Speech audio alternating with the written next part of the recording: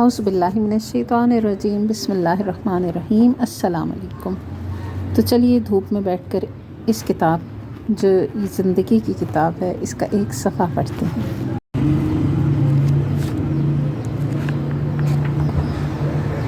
وقت کی قسم۔ قسم ہمیشہ کارآمد، غیر معمولی اور قیمتی ترین شے کی کھائی جاتی ہے۔ ردی یا بیکار معمولی اشیاء کی کوئی قسم نہیں کھاتا۔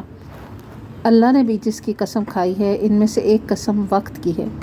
یہ اللہ کی نشانیوں میں سے ایک نشانی ہے جو ہوا کی لہروں، سمندر کی موجوں یا بند مٹھی کی ریت سے بھی زیادہ ناقابل بھروسہ ہے، جس کو دنیا کی کوئی ہستی اپنا تابع نہ کر سکی۔ وقت جو وقت کے بڑے بڑے جغادری پہلوانوں کو چاروں شانے چت کر دیتا ہے۔ وقت جو کائنات کا بھید اور طاقت ہے، جسے ہم وقت گزر رہا ہے کہہ کر گزار دیتے ہیں۔ انا للہ و انا الیہ راجعون۔ گویا یہ سب سے بیکار چیز ہے جسے ہم گزار رہے ہیں، یعنی ہم اپنے دماغ میں سوچ کے ایسے اس کے ساتھ بیہیو کریں جبکہ اصل میں یہ تو سب سے قیمتی ہے۔ اکابرین اور سلف صالحین کے حالات پڑھیں تو پتہ چلتا ہے کہ برکت اسی کے گھر میں ڈیرا ڈالتی ہے جو وقت کی قدر کرتا ہے، روپے پیسے سے زیادہ سوچ کر اسے استعمال کرتے ہیں۔ علامہ ابن جوزی اپنی زندگی کے معمولات کے بارے میں لکھتے ہیں، وقت انسان کا قیمتی ترین سرمایہ ہے۔ اچھے اور صالح کاموں میں وقت کا صرف کرنا کوئی ایسا معاملہ نہیں جس کے ثبوت کے دلائل پیدا کیے جائیں۔ اسی لیے مجھے لوگوں کا بے فائدہ میل جول پسند نہیں۔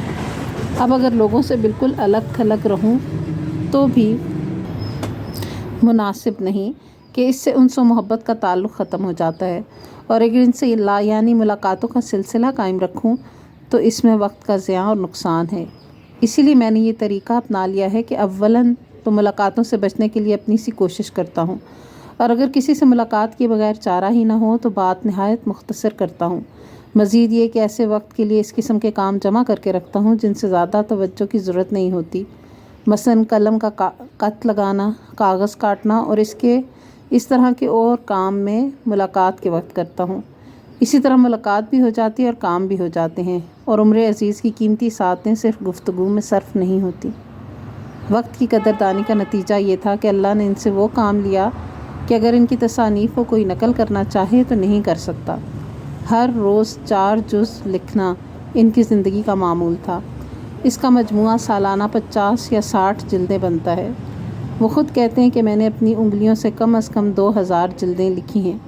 جب وقت مرگ آن پہنچا تو وصیت کی کہ میت کے غسل کا پانی ان کے قلم کے تراشے ہوئے اس برادے سے کیا جائے جو وہ احادیث لکھتے ہوئے اسی نیت سے جمع کرتے رہے ہیں۔ برادے کا ذخیرہ اتنا تھا کہ نہ صرف پانی گرم ہوا بلکہ بچ گیا۔ آپ کے ہاتھ پر 1,00,000 لوگوں نے توبہ کی اور 20,000 کافروں نے اسلام قبول کیا۔